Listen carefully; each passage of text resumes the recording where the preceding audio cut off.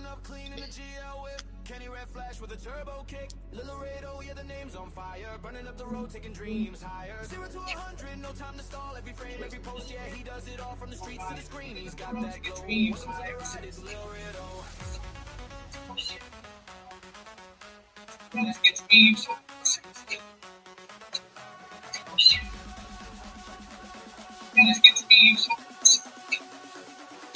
Red line dreams, we don't slow down. Is it not connected? Engine roar when we go down. Is it not connected? Like a midnight show. Just gonna go with it. No gas, no brakes. All right, all right. Okay, looks like we are live this morning. Good to see everybody. Hope you're doing okay. Okay, so this was kind of a late night thing I came across, and I was like, oh no, are you kidding me? Hey, my friend Sprinkled, how are you this morning? So glad to see you. So yes, it was like 3 o'clock in the morning or something like that, and I decided, oh my God, I found this other letter because, Chad Daybell and his bullshit. Well, what else can we say? He's can you hear me okay, Sprinkle? Because like my little microphone for over here wasn't charged, and so I'm just kind of, anyway. So you got some feedback on this. Oh, okay, here, let me turn this off. Let me see if this fixes that. I think I know what it is. Does that stop the feedback? I hope so. Anyway, yeah. Okay, great. So I came across this letter, and it says letter number 9. But on X, I think they have changed the way this is titled, because wanting to find letters from Chad or however it was before, it wasn't like that. And I was like, oh no, did they just stop doing it or whatever? But no, they're still doing it. But here's the lie. Now, here's the lie about it. It says, but he's not making any profit, but they are written from him in prison. Bullshit, quit the lying. I mean, it is one lie after another with Chad Daybell, okay? Because he absolutely is profiting off of this. The profiting off of this is they are selling books. That's what the whole thing is about, okay? But in this next letter, he talks about, let me pull this up over here. He talks about, he just happened to meet Melanie and Zalima and all these people here, and how innocent. He makes it sound so innocent, right? None of this was a premeditated anything. Are you kidding me? We're all lying on him. Just ask him. Right. Okay, mister. So let me go here and make sure that this is not doing what I think. Sometimes that music just ramps up all on its own. Yep, there it is. Look right there. I don't know why it does that. Okay, we're good. There we go. Now, so I'm going to read letter number 9, and we'll just talk about it as we go. Letter number 9. My third NDE in 2017. These are not near-death experiences. Okay, that is his grift over here. None of these are. What these are is his just freaking delusional, sick in the head bullshit that he's calling a near-death experience. He's having some kind of like hallucination or some kind of something, or just flat ass making it up. Maybe that's it. I'm kind of cussing a little bit this morning. I'm so sorry, guys. Okay, so as y'all know, you may not know, on Monday I went to the eye doctor. Okay, I'm trying to wear these monovision contacts before I actually get my cataract surgery, because that's how they want to fix them. But what they want to, but I don't want to be stuck with something that I can't see from. So I get the little contacts, and first day, it's kind of okay. But yesterday I had problems after problems after problems. Like the contact wasn't clear, and I called them. I'm like, hey, something's not right about this. I don't think the prescription's right. And then of course now it's like my eyes are just, I can't even wear them today. They're just so irritated. I don't know what I want to do about that. But anyway, moving right along. That's why you don't see me today, because my eyes are all red and gross. I mean, to me they look yucky, but I don't know. So anyway, we're going to talk about this again. So in he goes. In his previous letter, I described the strange symptoms I was dealing with following the great eclipse in 2017. This is this book. Okay, remember we had the eclipse, and he wrote this book. Okay, anyway. As I mentioned, the most frightening symptom occurred a few times each day, when my surroundings would freeze for several seconds before catching up to reality. Okay, mister, are you drinking? Are you you doing drugs? Is somebody casting these onto you? What's going on here? And the reason why I said, oh, let the castings begin, because this is research talking about how he met Melanie and Zulema. And as you know, it was Melanie Gibb, Zulema Pastenis, Melanie, what's her name? Her married to Brandon Boudreaux, and that other, and Lori, that other person, Lori Daybell, that made up the casting team, right? Okay, so then he says, I wasn't able to remember anything about what actually happened while I was buffering. He calls it buffering. I was praying for a resolution, but this condition just continued for several weeks. Okay, dude. Mm-hmm. On Sunday evening, in November 2017, we held our weekly dinner with all of our children. Both of our daughters had gotten married earlier that year. When we loved having them in our home with our new son-in-laws, they would just come and join us. We set up folding tables and chairs in the front room so we could all eat together. Sounds so pleasant, doesn't it? Right.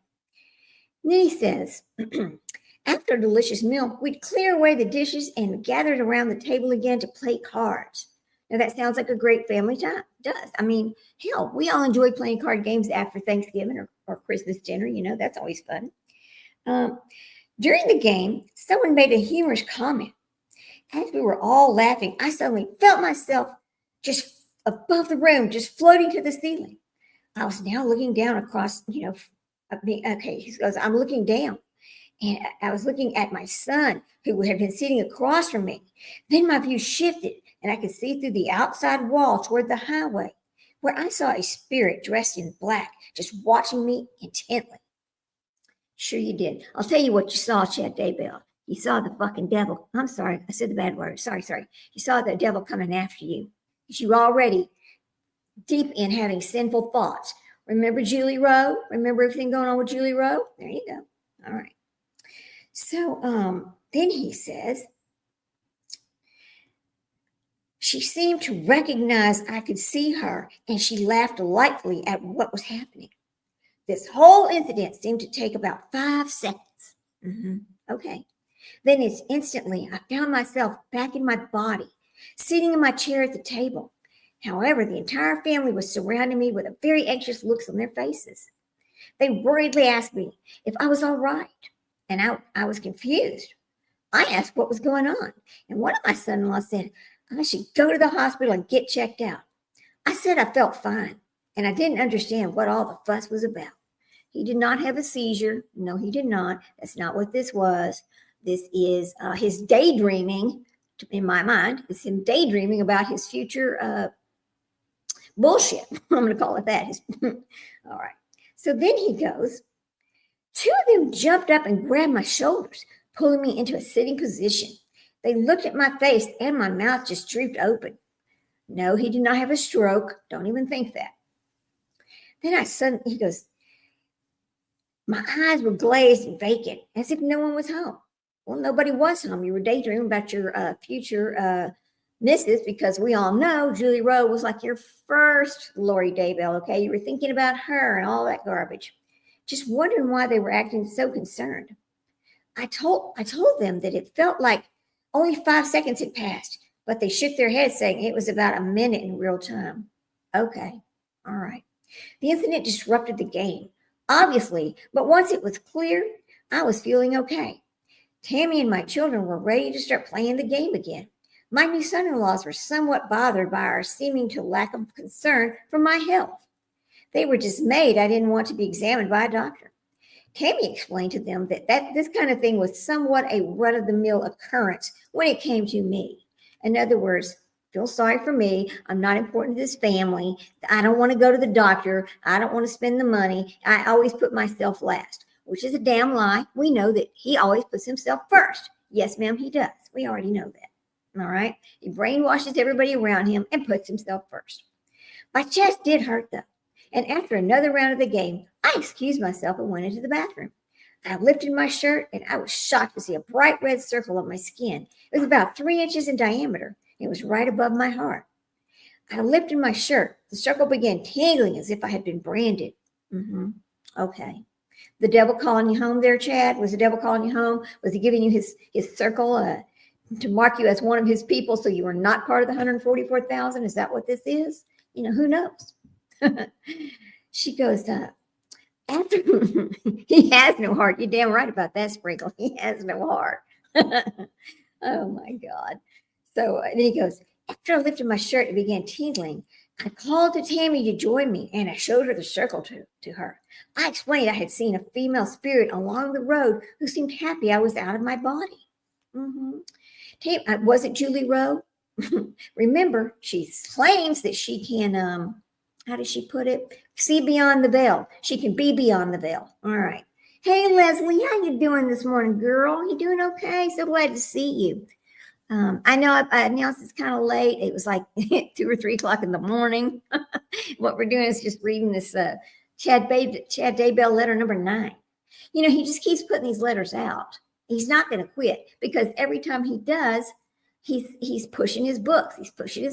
So anyway, so then she goes. It's not funny, but it is funny because it's the most ridiculous bull crap we've ever heard. Right? Okay. So then he goes, she's saying that, and then Tammy's looking at it, and Tammy suggests that I had been shot by what the scriptures describes as a spiritual weapon. She felt it was possibly a fiery dart of the wicked. Yeah, because you are wicked, all right? It made sense to me. I didn't fear death, but I knew it wasn't my time to depart this life. Remember, because he knew he had another life coming, he was going to marry somebody else, and that she was going to die young. So he's cool with it, right? And so are his children, which shocked the hell out of me. How in the world do you not fight for your mom's legacy, her dignity? How do you not do that after he has made sure she has passed away? They are all wicked. Okay. Well, I'm not going to say that because I know one of his children did not participate at all. He wanted nothing to do with the trial. He wants to be left alone. He never wants to hear from them again. Okay. So then he says, I soon realized this event had rebooted my body and my spirit, just as I had hoped and prayed for. The strange buffering stopped, and I felt comfortable diving in, just driving on the highway again. Oh, yes. Look at Barry Morphew's daughters. I know. Isn't it shocking? It is shocking. I don't understand how do you defend your father? When you look at the whole picture, and it does not make sense. Something is not right about the story he's telling about your mother. How do you... I understand you have one parent left. I kind of get that concept, but I don't get how you can't see what happened here, especially in this situation. They blame Lori. They blame Lori and Alex for all of it, that Lori suckered his dad in. They never stopped to look at the fact that their dad was over there hunting for somebody just like Lori for years. Lori was the one stupid enough to latch onto it because she is a sociopath. Everything is about her. She's important. We'll go back to that main character syndrome because everything in Lori Daybell's life, sorry guys, I don't mean to slap the counter, she just makes me sick, was all about her. It was not about her kids. It was not about her husband. It was not about her family. She was always the most important person in the world, the only person that God loved, the only person that has visited her. God visited her and nobody else, and that she was just, just like, who did she say she was? Moroni and what's that other first? It's the first book of the Mormons. I had that book. Actually, I wanted to read that and tell you exactly what she's talking about. And it's god dang not her. I can tell you that for sure. So, okay, so he's motivated now and he's all of the buffering has stopped. Also, this incident helped me to finish writing the final volume in my fictional Times of Turmoil series. See, right there, he's advertising the book. Yes, Times of Turmoil. I worked diligently through the winter, and the book was ready for publication in early 2018. Siegel Book had always been a big supporter of my books, and that company was eager to advertise the entire series now that it was completed. Siegel's corporate office arranged for me to do book signings throughout the spring at each of their stores in Utah and Idaho. So I guess he was considered a local author. Think about that for a second. I don't know. Anyway, then he goes, there was a Siegel bookstore in the Phoenix area, but I wasn't sure it was worth the long trip to do a single book signing there. See, he's already bringing that in now. And he goes up. Oh my God. Oh, hang on a minute. Lost my place. This little thing popped up in my phone. And I was like, oh no. All right. So he wasn't sure it was worth that long trip to go there. But it absolutely was worth the long trip, because he says what he's leaving out about this is he's not telling you that he had already met Mel at Lori. Okay. He's not telling you this. Okay. Because we know he has. So then he goes. Siegel's corporate office, so they arranged that. Then they're talking about there was a bookstore in Phoenix. Then I remembered that Melanie Gibbs offered to have me speak to a group there. Okay. Conveniently, again, leaving out Lori Vallow. I checked my phone contacts and I still had her number. I called her to ask if she was still willing to help me set up a speaking engagement in Mesa. She was happy to help. And within a few days, she had arranged for us to have a large school auditorium. Because secretly, I'll be honest with you, Melanie Gibb wanted to be Lori Daybell. All right. She wanted to be the next hookup or the next person in Chad Daybell's life. I don't know why. There's nothing about that Peter Griffin looking piece of shit that I see. I don't understand it at all. But I guess if you don't have any self-confidence in yourself and you're looking for some kind of religious cult to make you feel good about yourself, then I guess maybe, because maybe then, if she would have been the one that was exalted and was going to lead the 144,000, I guess I can see the draw there. I don't know, right? So then he goes, oh my Lord, this is just funny as hell. It's not funny, it's sad, but it's almost comical. I'll just say that. So then she goes, she also contacted another author who could speak that evening as well. And she felt the two of us would draw a large audience. So in July 2018, remember, we've talked about July 2018 before when you talk about this case. Okay. I flew to Arizona and had a wonderful time meeting new friends. Melanie did a great job in organizing everything. And she even arranged for me to be picked up at my hotel and taken to the event. I appreciated Melanie's enthusiastic attitude, which greatly contributed to my event success. Several hundred people were there in attendance, and both of the presentations were well. After the presentations, other authors and I stayed for a while in the chat.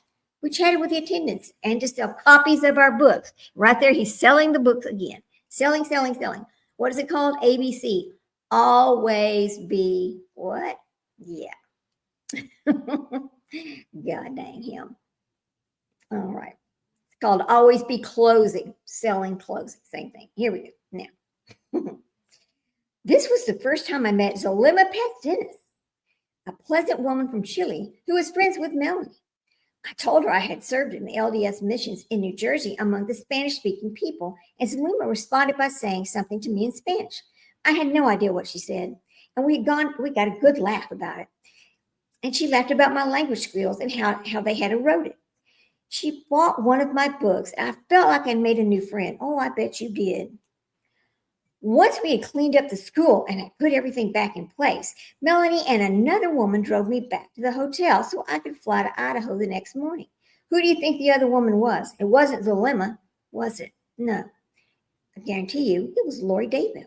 All right. She bought one of my books, and I felt like I had made a new friend. So she talks about that. And then she goes, thank Melanie for all the time and effort she had spent on my behalf. During the drive to the hotel, Melanie mentioned she was going to help with an event in October in St. George, Utah. I told her I'd already been asked by the event organizers to be one of the speakers, and I was happy, and I would be there. We arrived at the hotel. I shook the woman's hands, both of them, and told them I look forward to seeing them again in a few months. Okay, and that's how he ends this letter. What we do know is that was Lori Daybell with him. Now, I'm going to go back over here. Just a second, guys. Oh, my gosh. All right. Now, let's go back over here to where it actually talks about their first meeting. Here we go. Lori Daybell. Oh, boy. God. Did anybody watch? This was on yesterday afternoon. I think it's called, I think the name of the channel is called On the Web. I think that's the name of the channel. But they were playing they were reviewing Lauren Mathis talking to somebody, and she was talking about the LDS faith and being sealed to someone. Because as you all know, Lori Mathis was previously married to somebody else, and she's previously sealed to somebody else in the Mormon church. So then she knows she gets divorced and she meets John, and she wants to be with John for the rest of her life, she says. And so she looks forward to being sealed to him. Here's the problem. She's sealed to both of them. Okay. Now, what I don't know, but I would like to know, and as I study Lori Daybell, we'll figure this out. But I really believe since Charles Vallow switched his religion to become Mormon for her, as did John did for Lori. And in fact, John said, I will be baptized, I will do this, but it is for you. It is not for me. So he is just playing the part of Mormon for his wife's sake and for their child. There's nothing wrong with raising your child in faith. That's fine. Great. I love it. Do it. Wonderful. But here's the thing. If you're going to change your faith, it needs to be for you, right? We don't live our spiritual life with God is not through somebody else. It's between you and him. So that's all I'm going to say about that, because I'm not going to trash anybody for their religious beliefs. You do whatever you need to do. However you feel is how you feel, right? So let's talk about when they actually met. Whoops. Golly. Hang on a minute. Oh my God. Stop doing that. Just having a little bit of problem here. Okay. All right. Come on. And my thing doesn't want to do right here. All right, here we go. I'll sing a little bit for you. No, I'm not singing it all. I can't sing it all. So here we go. Okay. Let me move right over here, and I want to find, hang on a second. I want to find that this is back here. I know it's a little interview. I'm not going to play somebody else's video. Y'all know I don't really like to do that. I don't like to really show other people's work like that. I just think that we all need to come on here and do our own work, right? So, but I understand people do it for different reasons. I just want to do my own. So here we go. When? Okay, hang on a minute, y'all. Now, listen to this. This is why I know this. We just talked about it, but Vallow and Daybell meet in October 2018, together with Melanie Gibb and Zulema Pastinas, whom she had recently befriended. Lori attended a Prepping of People event when she met Chad for the first time. Gibb and Pastinas both said Lori had behaved in a very flirtatious manner with Chad at the conference. Because I will tell y'all something. I know it's weird, but people who suffer from basically main character syndrome, which I've talked about, I did a little live on that before, they always flirt. They are always trying to get the attention of somebody else. It is a constant behavior pattern with these people. So we know that what I don't understand about this is, why does Chad Daybell never mention Lori in any of these letters so far? He's talked about Zulema. He's talked about Melanie Gibb. He's talked about Tammy. He's talked about all these different things. But he never speaks about Lori yet. When is he going to speak about Lori, or did he just forget about her? Right? That's a question, isn't it? It is a question. Let me go over here and I'm going to look at this for a second, guys. So whenever, we always talk about Wikipedia a lot too. Wikipedia is, all the information that's put into Wikipedia is put in by just people. It's like Wikipedia is just for people. It's just, it is not something that is ran or directed by some, what do I want to say, some publishing company or whatever. It's just information gathered and put in by people. Now, you can change things in Wikipedia, but there's like this, you put out this vote to see if it's going to change. It's a long thing how it happens, because I was trying to read this the other day, and I was looking at all the times that Gypsy Shit Blanchard has tried to change Wikipedia to look better for herself, okay? And Lori Daybell. And I'm looking at all these different people to see how many times in Wikipedia their story has been changed and by who. And what I found so far on this one is Lori nor Chad has tried to change anything about their stories in Wikipedia. Now, it may be because they're in prison. I'm not sure, I'm not sure about that. But let's talk about Wikipedia and Lori Vallow for a second. So let's talk about it. It says, okay, it's the Doomsday. I'm going to come on down where she talks about hang on a second. I'm going to read down a little bit further. Charles Vallow was shot dead. Okay, that's 2019. I'm trying to go back to 2018 in Wikipedia for her. Here we go. Date, July through October, family members, blah, blah, blah. Where is this? Okay. Just a second, guys. You know, people have been talking about the Mormon religion. But here's the thing we all know, and we learned about it through this situation, that what Chad and Lori were doing is not LDS, is not normal LDS woman religion. This is some offshoot, made up bull crap. Let me get this book, y'all. Hang on just a second. Talk about yourself for just a second. Let me get this other book.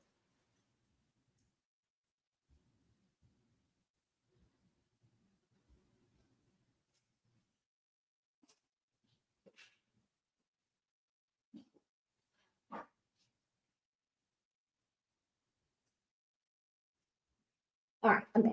I have touched on this once before. In the area, I'm sorry, move my chair. The Aaronic priesthood. Now, the reason why I'm going to talk about the Aaronic priesthood is because this is a book that Chad wrote. All right. And in this book, he gave himself the rights to be the prophet. Okay. It's funny, but it's not funny because this is how he starts his cult crap. So hang on just a second, guys. I'm going to look at this for a second. I hope I don't get a strike from it because one time I was trying to do a comparison of Chad Daybell and Charles Manson because I think they're both cult leaders. Let's be honest about that. So I was going to do this comparison, and I'm just going along. All of a sudden, this thing starts flashing. I had no idea what it was. I just kept going. I did not know that's how you get a strike, right? I did not know. So I stopped when I was done. I turned it off because I was just sitting there and kept doing it. I was like, uh-oh, something's wrong. So, I stopped, got to looking into it. And yes, pretty much somebody did some kind of a strike while I was, a copyright strike. But anyway, so now I'm going to give you something. Let me tell you this. Also, remember that blessing that he gave? It came straight out of this Aaronic priesthood book. Okay. Now, the Aaronic priesthood was also called something else as the Melchizedek. I never say it right, but it's Melchizedek. As an Aaronic priesthood holder. So, in other words, he tells all these men, well, you're holders, you're priesthoods, you're holders of, they're going to have the same powers, like through levels that you're going to become a prophet too. It's the way I understand this. It's crazy, right? That you have been ordained by someone who holds the authority from God. In other words, he self-appoints himself as having authority from God to ordain people. Well, we know that because, listen, he ordained Miss Thang as a, leader and as, what does she call herself? Oh, my God. Exalted being, right? There are no exalted beings here on earth. Let me just say that real. Okay, I'm not Mormon, but I'm studying a lot about it because I really truly want to understand how this happened. I want to get down to the bottom of at what point did this turn into a cult and be an offshoot from the LDS religion? And part of the problem is because this goes back to okay, what's the word I want to use? At some point in the religion, this is like they changed the religion as times changed, right? They don't do some of the same practices that they were doing. So this is some of the things they were doing goes back further to a different period in the Mormon religion. It's kind of hard for me to get the words out, but like today's practice of the Mormon religion is not the same as it was 50 years ago. We just say that. Okay. So he goes, Joseph Smith and somebody named Oliver ordained men to be into the Aaronic priesthood, and that had been passed down through righteous men and young men, including yourself. Now, he writes this book. Here's the funny thing. He writes this book for his sons, all right? He writes the book for it's dedicated to his sons. So I just want to talk about, I wanted to get back on this anyway, so we'll just go ahead and take care of it this morning because this all goes back to the castings. This is where all the people meet, and this is where all this comes together, and they start doing these castings. And I've said this before, and I'll say it again. Oops, sorry, guys. Lori Daybell, Zelema Pastanis, and Melanie Gibb, and Melanie P. all knew what they were saying, what the intention was, right? Did they believe it? Apparently they did. However, when something did not work as they said it was going to work, whenever, like somebody did not pass away from the casting, well, then they would just change it. Oh, well, we got, and then, we threw out somebody else, but somebody else new came into their body. And this is exactly the reason why poor little, God bless her. I'm telling you, Tylee, every time I think about what happened to her, I just want to go, choke anyway. So this is why her body was so mangled. And so, because they did not want another bad entity to step into her body. That's what that was about. And then this is explained as that. And if you remember, I don't know if you remember this or not, but at one point, I remember a conversation that was played during this trial where she is actually being told this. Oh, well, if you don't burn it, dismember it, burn it, they're going to be able to come right back in. Right. That's why I know that's what happened to her. But so he talks about you can receive the priesthood only from one who has authority. Of course, it's self-appointed authority, isn't it? Then he says, it's important to remember that the priesthood wasn't handed to you like a diploma or sent to you in a letter. It comes only by proper ordination. Well, because again, he thinks he's the prophet, so he can do this. An authorized holder of the priesthood must place his hands upon your head and ordain you. Now, one thing I don't know is if he ever told Alex that he was ordained. Now, we remember the blessing. The blessing came straight out of this book right here. Absolutely did. So he goes, I'm going to look at this more in this book. I can't read it word for word because I don't want to get, I don't want to get in trouble there. But because it's an interesting book and it kind of explains exactly how this all started. Some people are not interested in it. I know this is not for everybody, but I've been interested in it because to me it explains the psyche of these people, right? When you want so badly to be so important to everybody you meet, to be the most important person in the world, which again, part of the main character syndrome over here, it's easy to be led into this mess. That's what I'm going to say. Chad, when he originally started writing his books, he said, "Oh, it's just fiction."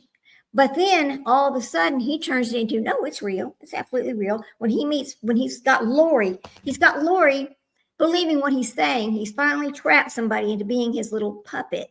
Then he starts saying, "Oh no, it's real. It's real." Right? That's what happened there.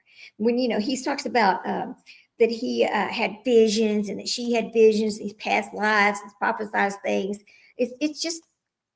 It's unbelievable how people will believe that. But then when you go back and you look at Charles Manson, you'll see some of the same behaviors, some of the same. Now, Charles Manson's was not religious driven because he didn't have religion.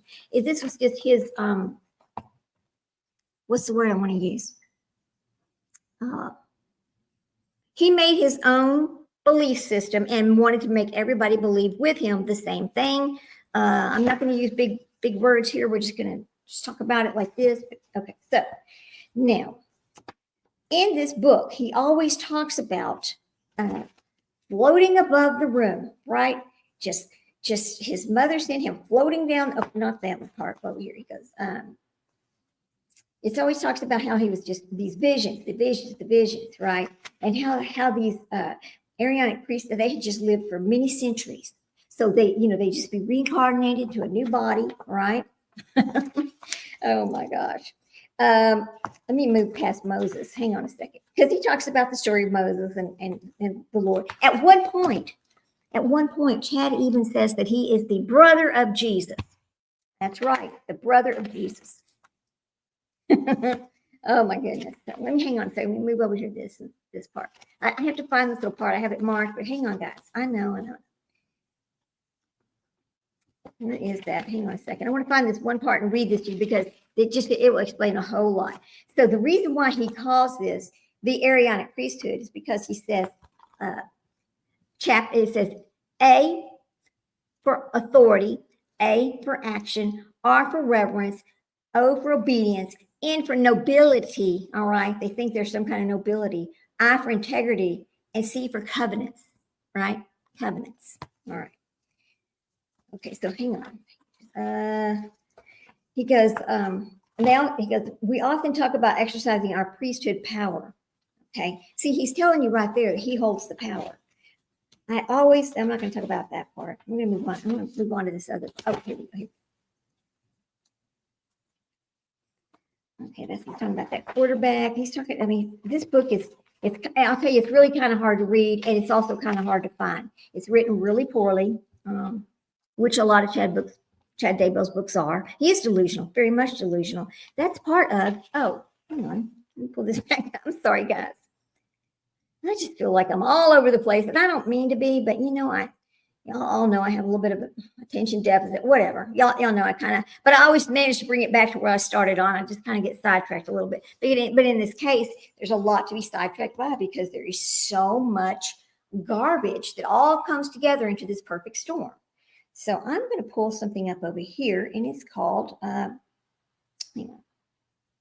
What do y'all think about the Ashley Buzzard and Melanie Buzzard situation? I believe that Melanie is alive. I believe that poor little Melanie is in the middle of her mother's psychotic break.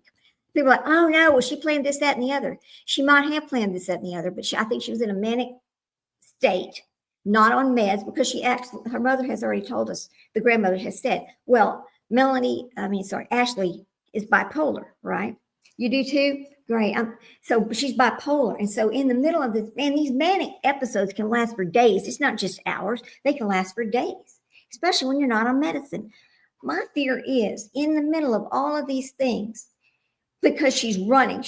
That's what the whole thing is, getting a car, disguise themselves. They're running from whatever this delusion or this, whatever she's got in her mind, she's running from it. And that's why she's doing all these things.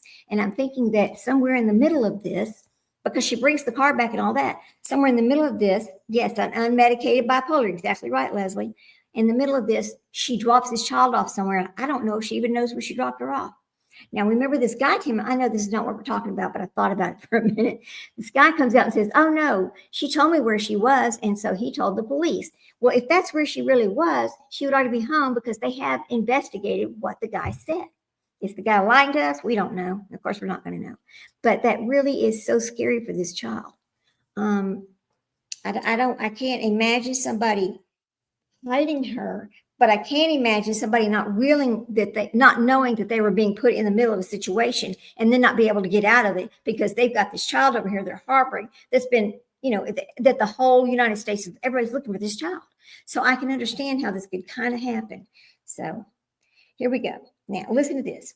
Main character syndrome is a colloquial term that describes mindset where a person sees themselves as the protagonist of their own life, often to the detriment of others. That's right, because they're so self-important, right? I've got this cute little thing here. I should have put this up. Attention-seeking behaviors, over-dramatizing life events, of course, feeling the need to outshine others, disassociation from your true needs, lack of empathy for others, constant seeking of novelty, and centering yourself in every conversation. That sounds exactly like who? Okay, Lori Daybell, Chad Daybell. Let's see, Lauren Matthias. I'm going to say it. There's others. There's so many of them.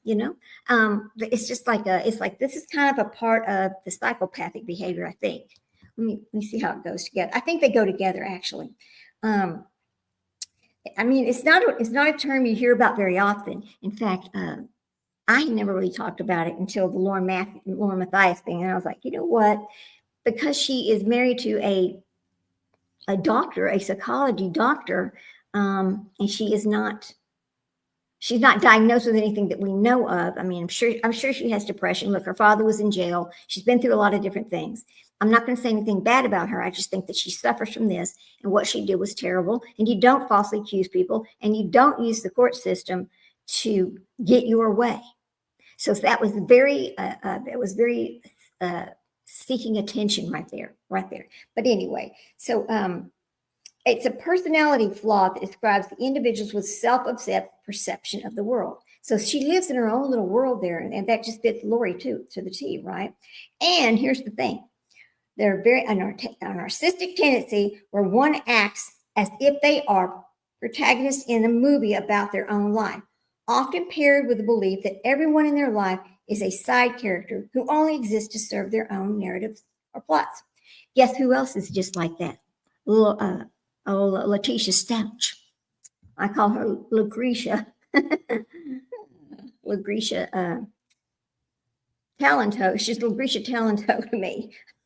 Shitslinger. Anyway, I always call her that. But anyway, so I did a little short on her. I don't know if y'all saw it yesterday or not. It was I don't know. Did y'all see it? If you didn't, I'll play it for you because I know that I don't know if it even popped up as being available. Hold on just a second. Let me pull this up, guys. Da, da, da. I'll just sing for a minute while I pull this up. Da, da, da. No, I won't. Oh my! Hold on. I don't want to bore you, but I think it's funny and I want you to see it.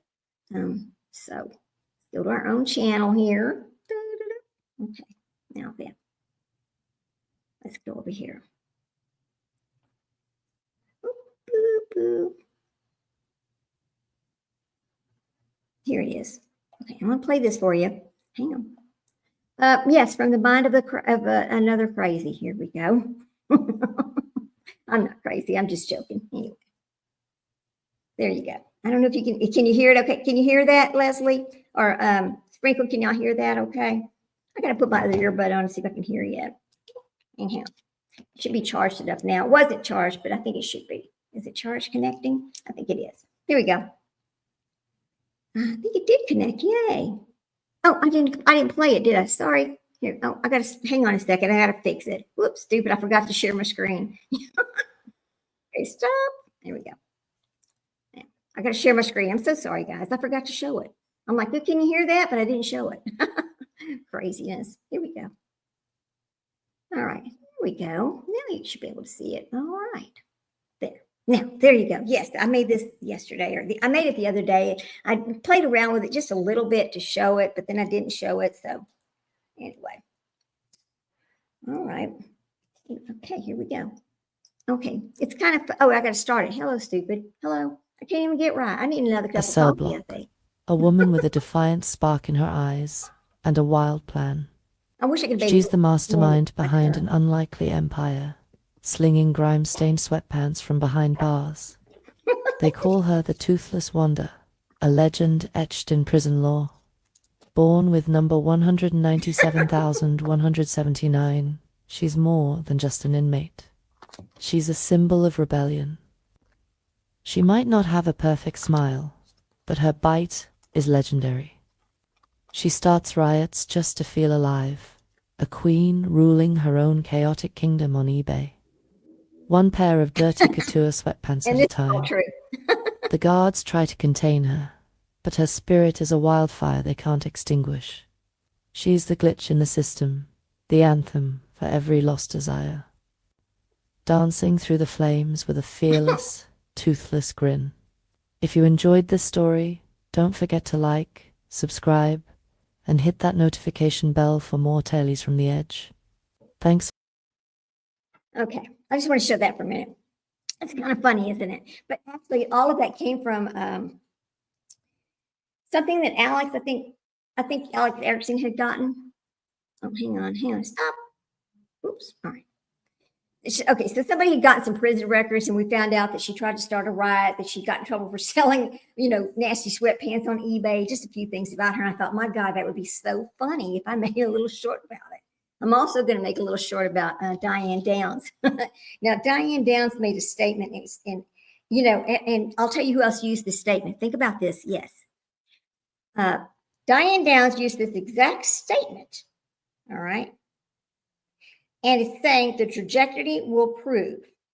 Remember in Lori Vallow's trial, the trajectory, it will prove. So there you go. They both use that term. So I might make a short with both of them in it. That would be so damn funny. Okay, let me get back to my serious stuff over here. Now, so we've got this Arianic priesthood, and so we have Peter Griffith #2 over here, Chad Daybell, self-appointed as the prophet. Okay. Now remember when she starts talking about, Nephi. She's talking about, I'm going to be just like Nephi. I'm going to be just like Nephi. Well, in the Book of Mormon, there are actually 3 books about Nephi, right? So I don't know how she thinks she's going to be just like Nephi. And then there's Moroni. And she talks about Moroni as well. Now, I can't really sit here and read the whole thing to you, but when you start looking at the first book of Nephi, and it starts about Nephi begins the record of his people, and Lehi sees in visions a pillar of fire and just reads from a book. Okay, it's the prophecy, right? So I, Nephi, having been born of godly parents, therefore I was taught somewhat in all the learning of my father, and having seen, okay, it's hard to read here. This is a tiny book. I bought the small version. I should have bought the big one. But it goes, learning from my father and having seen many afflictions in the course of my days, nevertheless, having been highly favored of the Lord in all my days. Yes, having had a great knowledge of the goodness and the mysteries of God, therefore I make a record of my proceedings in my days. Think about those statements there. Think about it. Then think about Lori Vallow and what she had to say, right? She said, this says it all right here, the first book. The afflictions in the course of my days, having been highly favored of the Lord. Because remember, Lori Vallow claims, well, I'm the Lord's favorite. I'm Jesus's favorite. Just ask him. All right. So, just some of the stuff just comes right from these different books. And then, okay, this is chapter 1, verse 2. Yeah, it's written so, a man wrote this book. Joseph Smith writes this book, but he gets this information from the Bible. That's the thing I don't know if people realize this or not, but he twists it into what he thinks it should be. Now, we all know that the Bible has been rewritten many times. We don't know what's been left out. We don't know what's been added because we weren't there when the story of the Bible first came about. All right. So he goes, yeah, I make a record in a language of my father, which consists of the learning of the Jews and the language of the Egyptians. And I know that the record which I make is true, and I make it with my own hand, and I make it according to my knowledge. For it came to pass in the commencement of the first year of the reign of Zedekiah. I don't think I'm saying this right, but it's Zedekiah, king of Judah. My father Lehi, having dwelt in Jerusalem in all his days, and in that same year there came many prophets prophesying unto the people that they must repent, or the great city of Jerusalem must be destroyed. I'm just going to read part of this for a second, and I want y'all to think about everything you heard in Lori Vallow's trial. Okay, everything she said, how many times she said that she's going to be just like Nephi. And she also said, well, Nephi was given 7 death sentences, right? She says this. Anyway, wherefore it came to pass that my father Lehi, as he went forth, prayed unto the Lord, yea, even though with all his heart in behalf of his people. And it came to pass, as he prayed unto the Lord, there came a pillar of fire and dwelt upon a rock before him. And he saw and heard much. And because of things which he saw and heard, he did quake and tremble exceedingly. And it came to pass that he returned to his own house at Jerusalem, and he cast himself upon his bed, being overcome with the spirit and the things which he had seen. And being thus overcome with the spirit, he was carried away in a vision. See, listen to these things. In a vision, even that he saw the heavens opened, and through he saw God sitting upon his throne, surrounded with a numberless concourse of angels, in the attitude of singing and praising their God. And it came to pass that he saw one of the descending out the midst of heaven. So he saw ghosts coming out, and he beheld that his luster, was above that of the sun at the noon of day. It's kind of hard to read because of the words it's written, but just think about it for a second.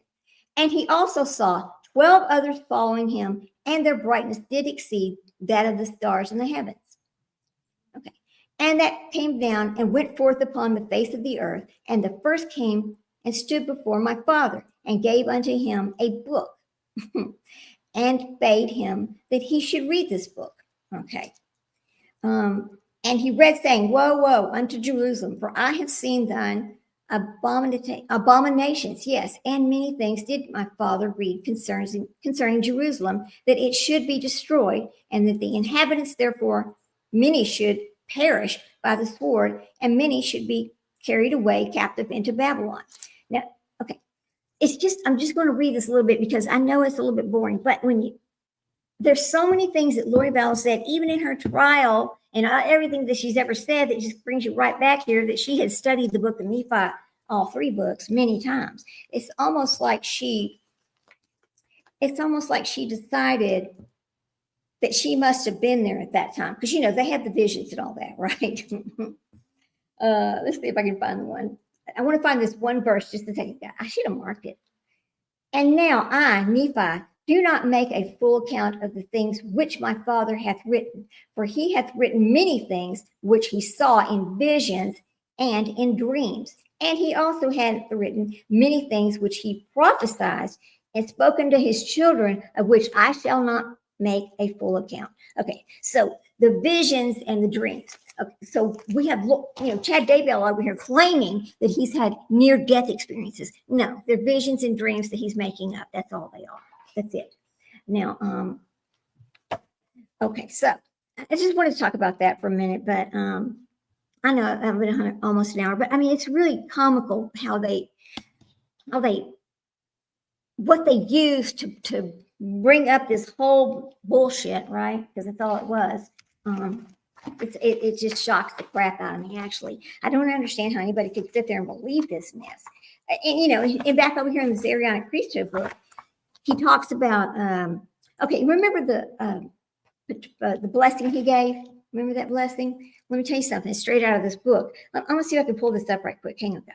There's some words in here that's kind of interesting when it comes to Chad Daybell and Lori Vallow and how this whole thing took place. So the blessing to Alex. I got to pull this up. How do y'all feel about poor Monkey Michael Vaughn? That situation is so heartbreaking. It really is. I wish they could tell him. I wish they could tell the baby where the baby is so they can get a proper burial. I know that's hurting Brandy and Tyler so bad, And then they have to sit here and listen to people retell the story over and over and over. Every channel needs to go out and read this horrific charging affidavit and just reread it over and over. So all day long they're hearing this, right? How do you think they feel? I mean, they're reliving every time this is being put out on YouTube. Every single time that mother is sitting there and she is reliving this in her mind. She's having to hear it. She can see it. I mean, Sprinkle Donut knows this. When you've lost a child, you tend to, when people talk about it, you tend to see the whole incident happen again, over and over. It's very horrific. It's very hard. It's just heartbreaking. To be honest with you, it's heartbreaking. Hang on a second, guys. I don't like to relive my own situation. And I understand how she must feel reliving this every single day. I don't know when they're going to stop reading these charging affidavits, but I wish they would. I can see just doing a timeline once and then moving on. You don't need to go back there every single day and talk about this again and again and again. It's just because the people reading it did not happen to them. They may not have experienced something that we have experienced. Myself, Leslie, my Sprinkle Donut, myself have both lost a child. And so these people don't understand that every time they read this, they are just putting that in that mother's mind every day. And the things that happen to that poor child, which I'm not even going to talk about what it was, but she is in pain. Tyler is in pain. They hurt to the core of their system. Please stop. Y'all, please stop reading them. I can't tell you how to run your channel. I don't want anybody to be upset with me, but I don't think they're realizing what they're doing when they're doing this all day long, every day. Let's move on to another one, right? So here we go. The blessing to Alex Scott. Let's read that for a minute. See, yeah, I just got to spell his last name right. Okay. Now, let's talk about this for a second. I'm not going to replay it. I want to read it. I have to replay it, but I don't really want to. I just want to read it. Hang on. Okay. Open. Let's see. I think it's right here. Let's see. Now, this is coming from, it's an investigative reporter's post, and this has come from Justin Lum, and it's over here off of Facebook is where I'm getting this. So what I want to do is I want to come back to the beginning here. And this is how it starts. I want you to listen to this carefully. I want to begin by opening the portals of time, going back to your previous creations of which you've lived. I see you on the third creation as a valiant warrior fighting for the truth and righteousness, always seeking to do what is right. Then you were selected by the Savior himself to be part of the fourth creation. Great warriors were needed in that creation. Powerful goodness. I'm sorry. No, it's powerful godness. Needed to be, okay, listen to this, guys. The powerful goddess, I've got to say it right, goddess. Speaking of Lori, the self-assigned one, he assigned that to her, needed to be protected. Let me make this bigger. And you were selected to help protect your sister right there, okay? You helped her in numerous probations as the defender. You have a special bond with her, even from a primordial world. Okay, now what is this bond? Remember, they acted weird, those two did. They always acted weird with each other. Even his wife had stated that. His ex-wife as well had stated this. So she goes, you helped her in numerous probations as a defender. You have a special bond with her, even from the primordial world. You connected there as she grew in power. You were right there beside her, always with a humble heart. You both were so humble. God dang it. Come on, man. How could they sit there and listen to this? Now, remember, if you remember this, when they played this in the trial, they're over there crying while this is going on. I can hear all the sniffling and the carrying on. Okay. Now, remember, all of this came from that priesthood book right there. After you had been exalted in the fourth creation. So now Alex was exalted as well. So we have Alex and Lori as exalted beings. All right. Listen to the words carefully here. You could have gone on to exaltation with Holy or Holly, Holi. Oh boy, this is weird. Exaltation with Holly as a resurrected being. However, you accepted the Savior's invitation to come to his mortal realm. Oh, it's so small. Come on. Accepted his Savior's invitation to come to its mortal realm one more time in the fifth creation, to condescend as God to help us. As a God. You condescended as a God to help us. Listen to what he's saying. So they thought of themselves as gods, prophets, and exalted beings. All right. You have already assisted us in ways that can never be repaid, but you will continue to do so as you move forward in this life. When he was never moving forward. He was never moving forward, So let me see if there's a second part. I don't know if the second part's even listed here, but okay. Let's see. I'll see if it is. Okay. Yeah, here it is. One of your missions will be to go among the people and testify as a prophet that they can make it. Okay, so he's a prophet now too. Every one of them are prophets. Remember that. You will share your own experiences overcoming adversity, and through your example, they will rise up. You will give tremendous blessings to them and raise their vibrations and be like a brother to many of these fathers who have doubts. They will look to you as a hero, and you will bring entire families who have been sacrificed to the gates of New Jerusalem, where they will be allowed into the city based on your work. That will be one of the many wonderful experiences that you will have. You've done many things for us that can never be repaid. Okay, I don't think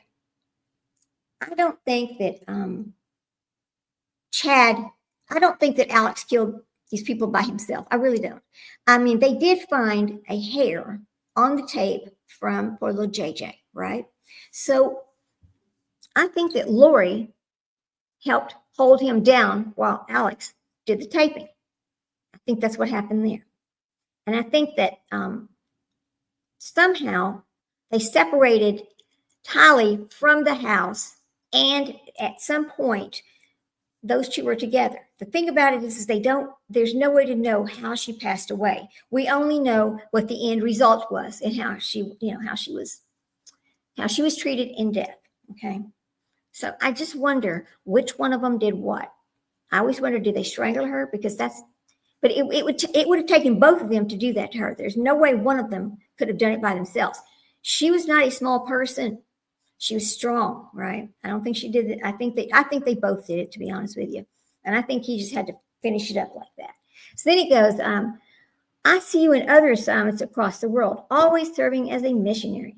With your companion, you will communicate with the Mother Earth herself. His companion was Zulema. So Chad put Zulema together with Alex. He made that pair right there. They were supposed to do that. That's the reason why they got married, because Chad said so. Chad said so, all right? Oh, my goodness. You will know where to be before natural disasters happen so that you can be on locations to protect key church leaders and to preserve those who should survive. I see you gathering little children in your arms, saving them from the floodwaters. I see a collage of moments that await you in your life, rescuing the pure and innocent and leading them to safety in dozens of instances. You will be looked upon as an angel on earth. You will literally glow to those who are allowed to see you, your true self, and those mortals who aren't allowed to see you glow I have to go to the next page. Will what? Let's see. Okay, I think it's right here. It says okay. Oh, Jesus, stop that. Things are just popping into my phone here. It's making it hard to read.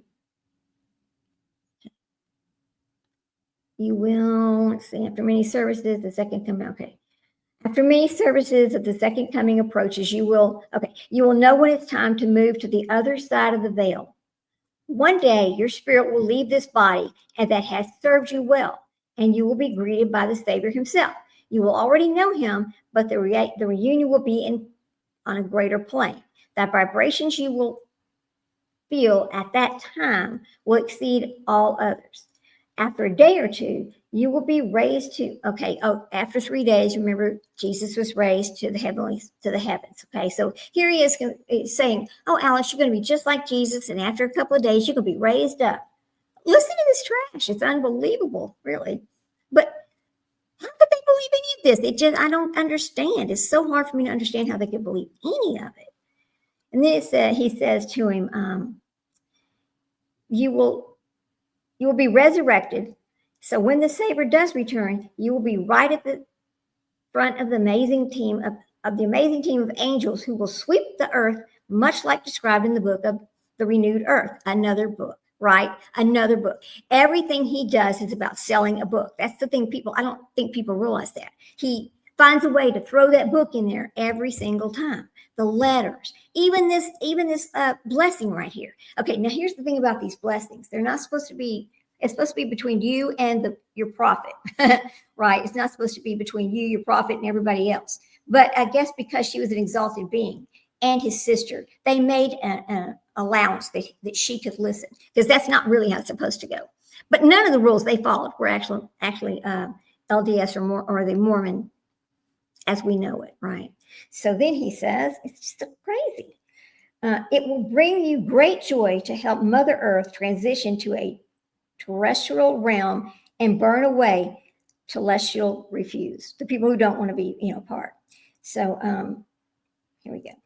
Then he says, at that time, you and Holly will still have assignments on Earth temporarily, but you will move forward to the higher. Oh, wait a minute. You will move to the higher realms. Who is Holly? That's the thing. Who is Holly here? We don't really know. She is already preparing a world for you too, and you will be able to, from an eternal family or eternal posterity of that on earth. The glory will then just continue for you and for eternity. I bless you at this time with strength, power, and dominion over the callings you will receive. I need some better reading glasses. You are part of the very special team of people that are moving toward translution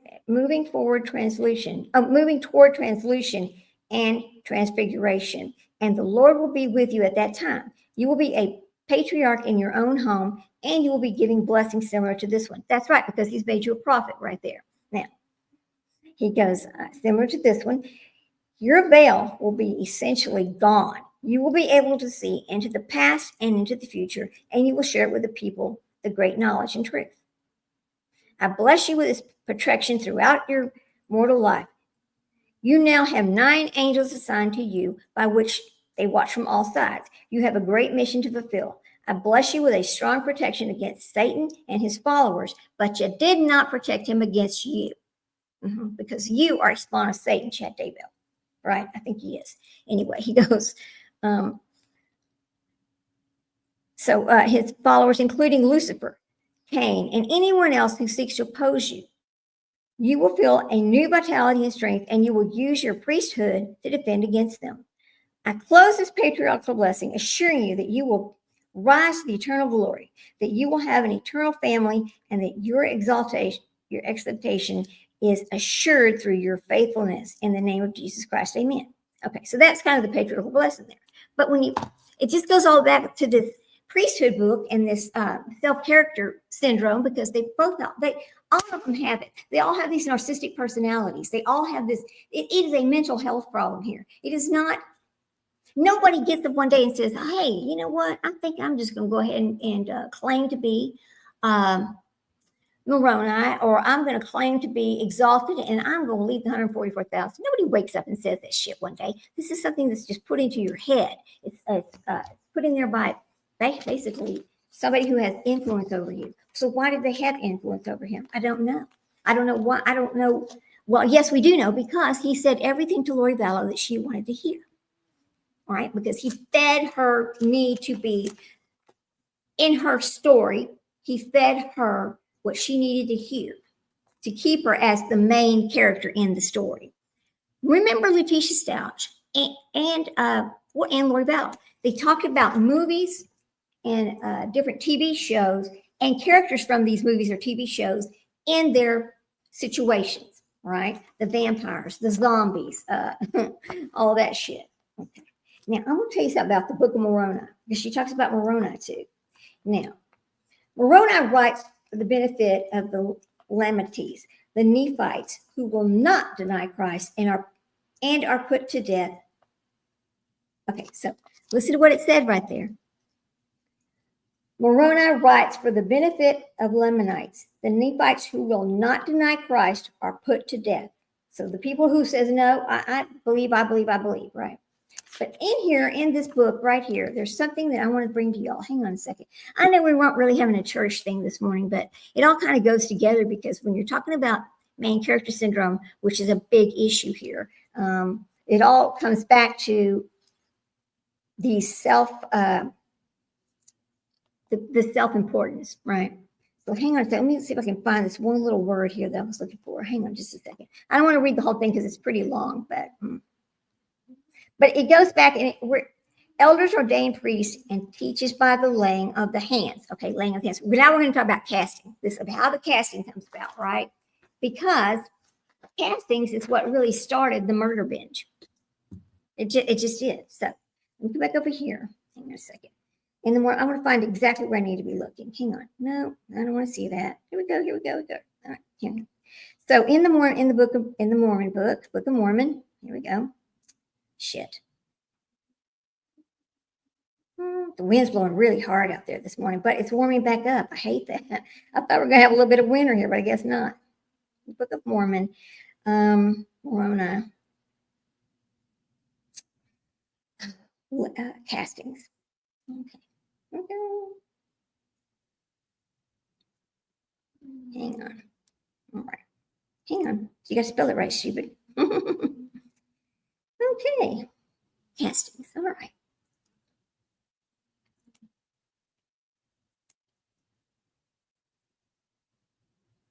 Hang on a second.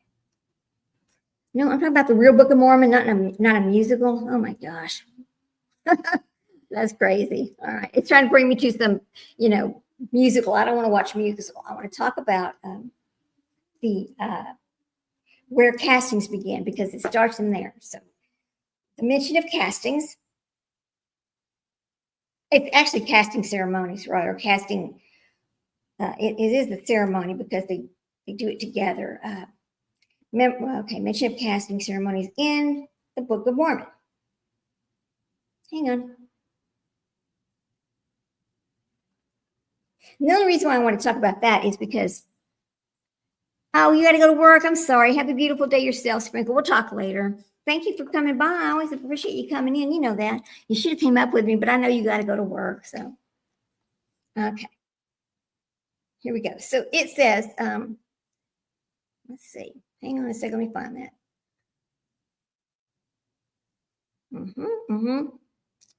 So I'm going to suggest the opening area. Hang on just a second, guys. I got to find exactly where it starts because this really is what it goes. All of this goes back to the castings. It all goes back to the castings, every bit of it. I mean, every bit of what happened here goes back to the castings in this story. So that's kind of, to me, that's why I always say that all three of everybody that was part of that little casting group all knew exactly what was happening, exactly what was going on.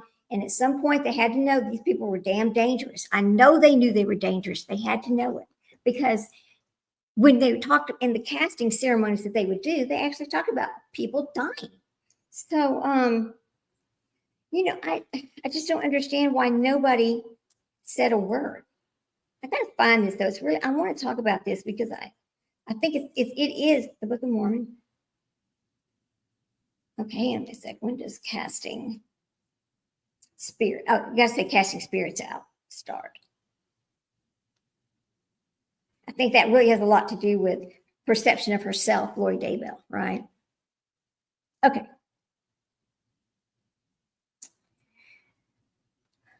Here we go. This is it exactly right here. The practice of casting out spirits or exorcisms, all right, exorcisms, it is described in the Book of the Mormon as a practice that existed among the prophets like Nephi. I'm going to be like Nephi. Remember her saying that? Yes.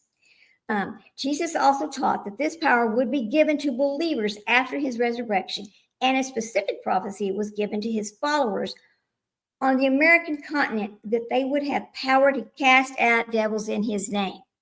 So she says, I'm going to be just like Nephi. All right.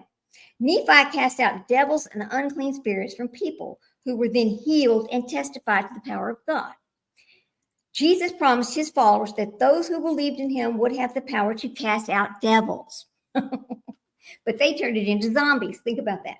The Book of Mormon prophecy, a specific prophecy in the Book of Mormon states that those who believe in Jesus' name will be able to cast out devils. This is just things about that, the casting ceremony and why she says, I'm going to be just like Nephi. It has to do with that. So at what point, okay, now this is something to do with the Latter-day Saints. Okay, listen to this for just a second. I know it's how they all met, and the practice of castings really started in October of 2018, right? And as I was talking about in the letters, he hasn't talked about Lori yet. He's just leaving that out. But Lori was with Melanie Gibb when she took him to the airport after the event, the book signing event in Arizona in 2018. But he doesn't mention that. Remember that? So at what point does the spirit enter the body in the LDS religion? Okay, this is kind of, it says at a later stage of the embryo's development. Okay, if we take the firm look at Luke 1:44, John's spirit appears to be within his body around 5 months old. So in their mind, at 5 months old, you're starting to have this, that is when the spirit enters your body. Okay, now, then over here in Matthew, I know y'all are going, what's this got to do with it? It's got a lot to do with it because, again, it all comes back to their narcissistic personalities, their mental health, their main character syndrome. It all goes together. English Standard Version says, when the unclean spirit has gone out of a person, it passes through waterless places seeking rest, but finds none. Then it says, I will return to my house from which I came. And when it comes, it finds the house empty, swept, and put in order. Okay? It's kind of weird how, then they go on to, so the most controversial Mormon belief is not that, polygamy. We're not going to talk about that. That's not what this is about because he didn't have many, he was not doing that. Now listen to this. Okay, hang on a second. most of the time, this is going back to so we know the spirit enters when you're about 5 months old in utero, right? That according to the Book of Mormon, which is kind of weird, right? I know. Most of the time after brain death, the soul departs the body. However, some more matured or advanced souls depart the body just before the death occurs. Now, when Tad Daybell starts talking about these near-death experiences, this is kind of what he's talking about, but he's not having near-death experiences. He's having dreams and hallucinations, I think. Let's go back over here. I don't know. It's just all so interesting, and I'm just trying to hang on a minute. Let me see something here. I think it might be right here. Okay, here we go. All right, hang on. Let's see. Come on. So, cast out many devils, the unclean spirits, when they saw him, he fell down, and he came out of the man and those unclean spirits. So there's this whole different list of every place in the Book of Mormon where you can find the language that has to do with the casting out, and there's a lot of them. It's like the Book of Mormon. It's really about cleaning. It's about cleaning your soul, I guess. Cleaning your soul. I think it's the weirdest thing. Okay, Book of Mormon. Hang on a second. How many times? Hang on. How many times? I'll look it up real quick. Hang on. Oops.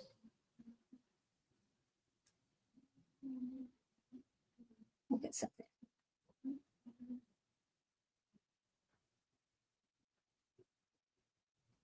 Okay. Here we go. Oop, go. Come on, don't do that. Ooh, I want my phone to die on me over here. Okay, so in the Book of Mormon, they don't talk about zombies, right? There's not one piece of anything in the Book of Mormon about zombies. So why did they call them zombies? She says she's never said that, but she absolutely did say that, right? While the text does not include accounts of resurrections, this is the Book of Mormon, where the dead are fully restored to life, similar to the biblical accounts of Lazarus and Jesus, and instances of casting out evil spirits and demons. These are distinct concepts from the modern fictional idea of zombies, which involves reanimated corpses that are still dead or mindless.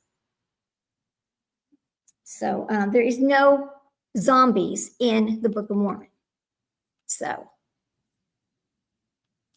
there we go. Anyway, I'm not going to talk much more about this today, but I just wanted to come on and read, his letter number 9, which he conveniently leaves out Lori Vallow. Why is he doing that? We all know that they got together and they did this. We all know when they started seeing each other.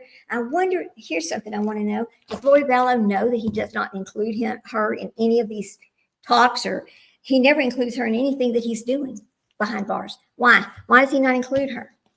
I mean, are they really still a pair? We don't know. They'll never see each other again. And I think they talk to each other. I think they're allowed, because they're husband and wife, I think they're allowed to write letters to each other. I don't know if they talk on the phone. And I just would like to know if she realizes that he is not including her. I don't know.